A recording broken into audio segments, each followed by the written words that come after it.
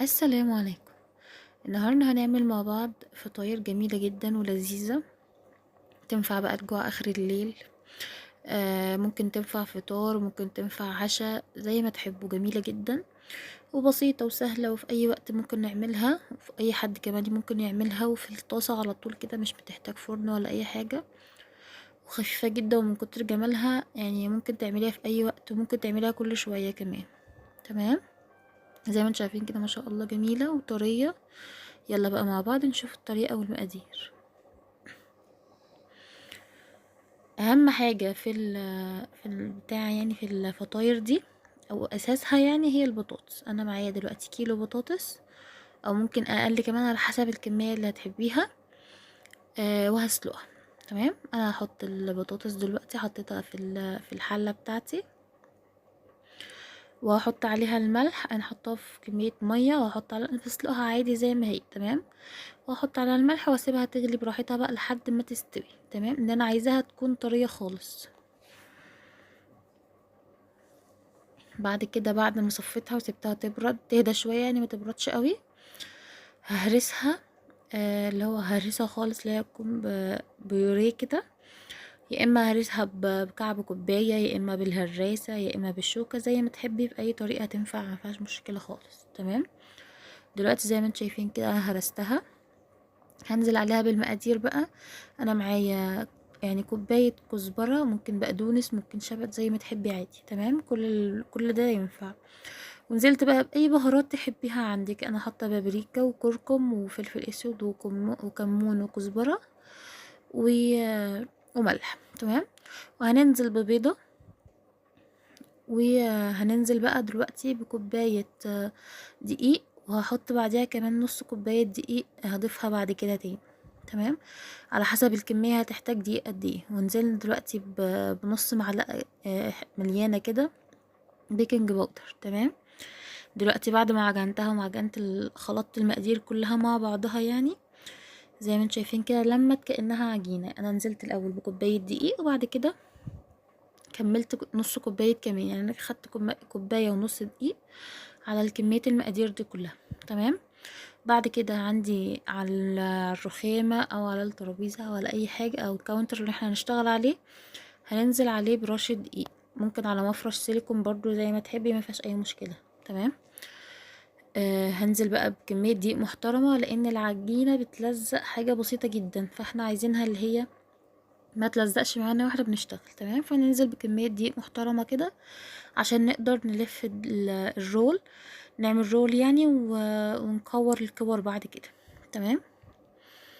لازم نكون عاجنين العجينة كويس ولمنها كويس، ما تكونش بتلزق خالص، الا حاجة بسيطة جدا، عشان لما نيجي نكورها ونيجي نلفها نعرف نعملها كويرات كده، عشان لما نيجي نعملها نفردها زي الأرغفة كده.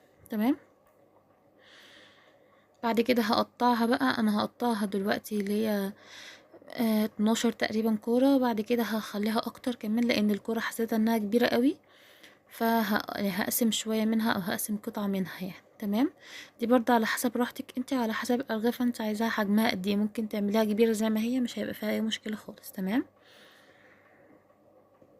بعد كده جبت الكورة بتاعتي، وفردت تحتها دقيق ومن فوقيها دقيق، وهفردها بقى بالنشابة بتاعتي. ممكن النشابة اللي هي العادية اللي في بيتنا كلها عادي، في اللي هي اللي عاملة زي العجلة دي برضو تبقى احلى واجمل كمان، واريح لنا كمان بالاكتر. تمام. هنفردها على شكل دورية على قد ما نقدر.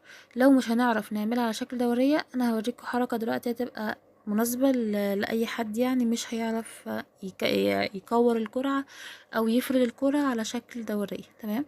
زي ما انتم شايفين كده، السمك رفيع مش تخين، عشان ما تبقاش مكتومه. تمام. حابه تخنيها شويه برضو مفيهاش اي مشكله. زي ما انتم شايفين كده، انا جبت غطا حله عندي يكون حرفه حاد شويه، وقطعت العجينه بيه دي على حسب ان انا مش عارفه اكور الكرة على شكل دوريه. فاحنا كده سهلنا علينا الدنيا وكورناها على شكل دوريه، وبقت معانا زي الفل. ممكن نكورها عادي او نفردها عادي، سوري، بالنشابه على شكل دوريه من الاول عادي، مفيهاش اي مشكله.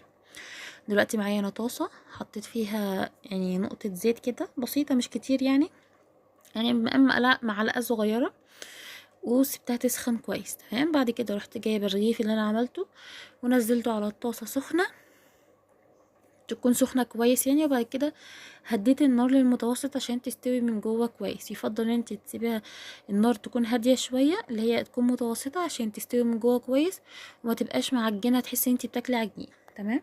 وهجيب الغطا بتاع اي حلة او اي حاجة يعني عندنا، او اي غطا عندنا، ونغطيها عشان اللي هي البخار يسويها من جوه كويس. كمان زي ما انتم شايفين كده هتلاقي حتى كمان هي قابة من اماكن معينة، فده يدل ان هي استوت من جوه كويس. تمام.